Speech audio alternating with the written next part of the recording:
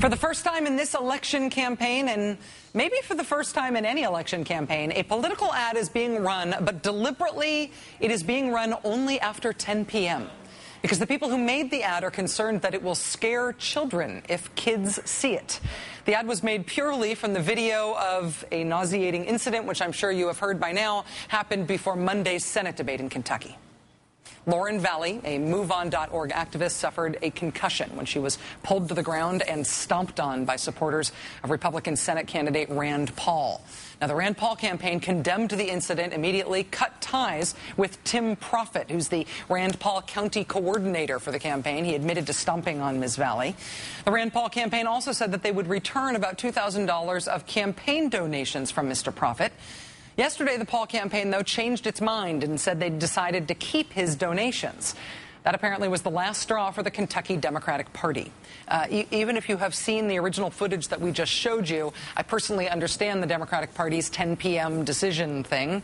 It is one thing to see the original footage that this is based on. It is quite another to see it repeated again and again and again. But they do it to make a very blunt point. As you saw, the ad refers to the, quote, Rand Paul stomp as a metaphor for the candidate's position, saying that Rand Paul will end student loans, he will end mine safety laws, he will end breast cancer research, he will end protections for the disabled, he will dump the Civil Rights Act, he will institute a $2,000 Medicare deductible, he will want people to pay a 23% sales tax on everything. The ad concludes by saying that Rand Paul is, quote, stomping on you, stomping on Kentucky. If you want to see the full minute-long ad for yourself, we have posted it on our blog, Maddowblog at msnbc.com. I actually do not recommend it for young audiences.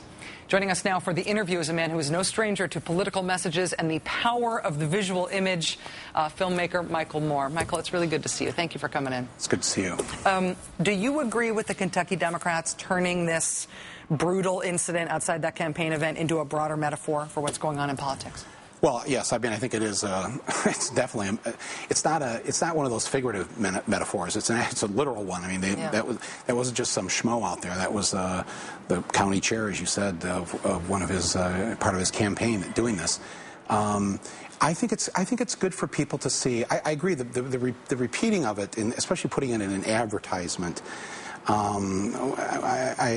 It was a little, it's like you were wishing Don Draper could just maybe step in and tinker with this a little bit. It's upsetting. I have a low tolerance for violence anyway, but it's upsetting. They never would have made an ad of somebody kicking a dog over and over.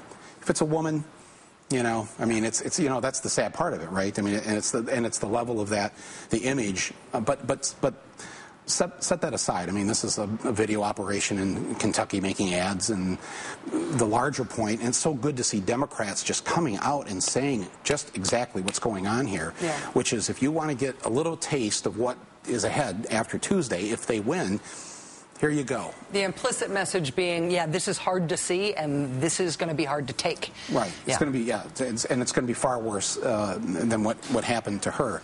And it was interesting. She was there performing a work of satire. I mean, she was there as part of a pretend group called the Republic Corps Party, the merging of the Republicans in corporate America, supporting. She was there holding a pro-Rand Paul sign.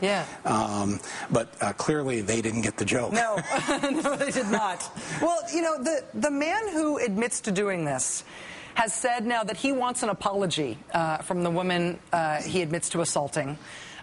Some conservatives have been attacking the victim in this case, saying she essentially deserved it because of that activism, because she was there to try to get a picture with Rand Paul with this sign that she had.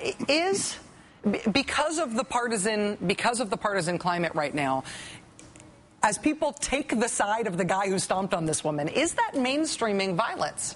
Yes, that's exactly what's going on. But we've been mainstreaming violence for the last 9 years. We're involved in these 2 wars where we still keep losing kids every day of the week over there. We're a violent country. I mean, last month, there were big stories here about the stoning of the woman in Iran. I think the statistic is there's a woman killed in this country once every 75 minutes, usually by a boyfriend, husband, ex-boyfriend, somebody she knows. We're violent people. I don't know. Yeah. This is something that's always been very bothersome to me. I made Bowling for Columbine. I'm trying to figure out why is it, because countries like Canada have more guns in their home actually per capita than we do.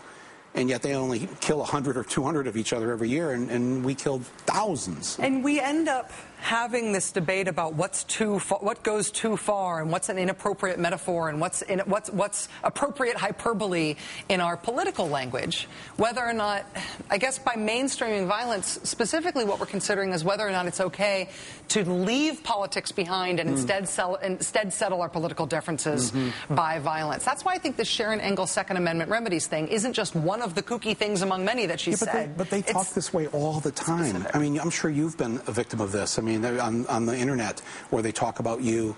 It wasn't lost upon a lot of people, if I may say this, that there were a number of people protesting there at that Kentucky event.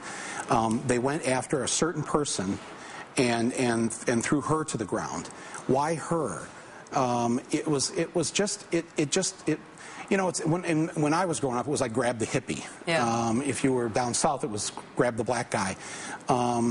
This young girl, what that represents, I think they're afraid of this younger generation, because the young kids, they're not the bigots that their parents and grandparents were. They don't have this homophobic thing that just seems to, occupy the brains of older people in some weird way. So I think that, I have some hope. I mean, I think I'm hoping that young people, will be able to sort of rise up and fix this. That yeah. I know it's. Listen, Glenn Beck on the air called. I don't even want to repeat it. Yeah. When he fantasized about killing you, fantasized about doing violence to you. It's unbelievable. That is correct. And as did Bill O'Reilly one night. He said he didn't believe in the death penalty except for Michael Moore. Bill O'Reilly said that the night after the Janet Jackson incident at the Super Bowl. CBS was fined, I don't know, $500,000, $1 million, I can't remember what the amount was. Next day, Bill O'Reilly essentially calls for violence to happen to me, and nothing. The FCC, nothing. You can say that now on TV, and you can become successful preaching violence and preaching hate. We're going to enter a very scary time, and I would say this to anybody who's listening. Listen, I've said this on your show, you've said it, we've all have our concerns about the Democrats. They haven't done the job they were sent there to do, but boy, I'll tell you, if we don't get on the phones and call people, everybody should get out their address book and just send a reminder to everybody to be sure and vote on Tuesday. I'm still hanging on to this belief that when people go in that booth, they're going to be mad at Obama. They're going to be mad at the Democrats. Things haven't changed. People still aren't working. They've been out of work for 2 years. Their house is getting foreclosed. But when they're in that booth and the curtain closes and they look at that Republican name, I think a lot of people are just going to go, yeah, I remember what those 8 years were like. Yeah. Okay, so I'm gonna grit and I'm gonna vote. I'll give the Democrats 2 more years. Yeah. And I think, and that's what I would really ask your relatives who are on the fence or whatever, friends of yours, just say, look, 2 years isn't enough time for the huge mess that was created. Let's give them 2 more years. Then we can deal with it if they haven't, done the job they were sent there to do. Michael Moore, it is always such a pleasure to have you here. I really enjoy talking to you. I really enjoy you being here. No, thank you very much. Thanks, Michael. Thanks you for everything you do.